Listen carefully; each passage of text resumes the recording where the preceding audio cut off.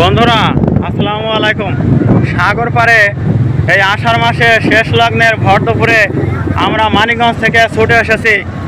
আর ওই যে দূরে আপনারা যে উত্তাল পানিরাশি দেখতে পাচ্ছেন, আমি দেখে অবাক হচ্ছি, অভিভূত হচ্ছি যে ওই পানিরাশি কিন্তু একেবারে উপকূলে কিন্তু ঘোলাটে, বালিগুলোকে ধাক্কা মেরে একেবারে তীরে এনে আশ্রয় মারছে।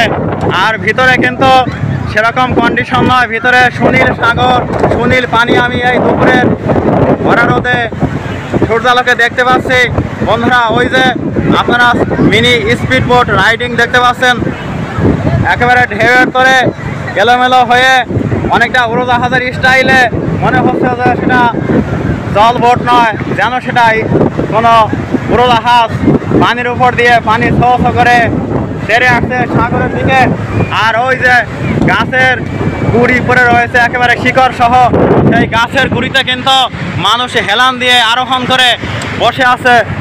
প্রত্যেকেই তার নিজের মতো করে এখানে সাগরের পাড়ের যে সুখ বা বিনোদন, সেই বিনোদনকে প্রত্যেকেই নিজের মতো করে উপভোগ করছে। এখানে এই যে ছোট কুকিরা, আমার ছোট আপুরাও কিন্তু চলে এসেছে। এই যে আমার এই ছোট্ট পিসি বোন, কতই না আনন্দ বিনোদন, মনে হয় টাওয়ার বানাবে কিন্তু পারছে না। যাই হোক, অনেক সুন্দর লাগে সাগরের এই পানিরাশি, গর্জন, ধ্বনি, উচ্ছল তরঙ্গ, বিশাল উটের কুজের মতো এক একটা ঢেউ এসে আছড়ে পড়ছে সাগর পাড়ে। আর দূর থেকে চশমা পরা ভদ্রলোকেরা এখানে এসে এই ভর দুপুরে, আষাঢ়ি ভর দুপুরে বিনোদন করছে।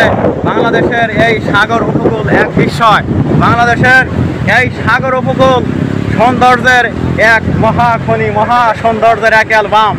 এখানে হাজারো দৃশ্য, যদি বলি সাগর সি অ্যালবাম, সেখানে যদি এখানকার সিনারিগুলোকে একটার পর একটা সাজিয়ে রাখা হয়, তাহলে মনে হবে যে সাগর পাড়ের সমৃদ্ধ বিনোদনের একটা বিশাল গ্যালারি হয়ে গেছে, একটা বিশাল অ্যালবাম হয়ে গেছে। এখানে কিন্তু সকল শ্রেণীর, সকল পেশার, সকল বয়সী, এই যে ক্যামেরাম্যানকে দেখতে পাচ্ছি। ভাই কই থেকে আসছেন?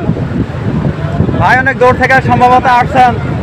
আমার এই সাগর, আমার বাংলার গর্ব, আমার বাংলাদেশের মানুষের গর্ব। পরিশেষে আমি আমার খাস মুসলমান ভাইয়ের সাথে দু একটা কথা বলে ক্লোজ করতে চাচ্ছি। ভাই কই থেকে আসছেন আপনি? ভাই কথা বলবেন না? না বললেও সমস্যা নেই, আমরা এখানে আসি বিনোদন করার জন্য। কেউ এখানে একেবারে নির্মল আনন্দ উপভোগ করে চলে যায়, আবার কেউ ব্যতিক্রমী আচরণ প্রকাশ করে থাকে। তার নিজের ব্যক্তিগত ইচ্ছা, অনুরাগ সবার তো একরকম নয়। কেউ কেউ নিজেকে একটু লুকিয়ে রাখতে চায়, কেউ প্রকাশ হতে চায়। যাই হোক, আমি কাউকেই খারাপ বলবো না। আমরা এখানে সবাই ভালো। আমরা এখানে সমুদ্রের সুখ উপভোগ করার জন্য, বিনোদন করার জন্য একটা প্রহরকে বেছে নিয়েছি। আল্লাহ পাক তৌফিক দিয়েছেন। সাগর পাড়ে দাঁড়িয়ে কেউই স্রষ্টাকে স্মরণ করে না। আর আমি আল্লাহ পাককে বলতে চাই, হে প্রভু, তুমি আমাদেরকে এই বিশাল সাগর, বিশাল সম্পদ, বিশাল কিছু আমাদের উপহার দিয়েছ।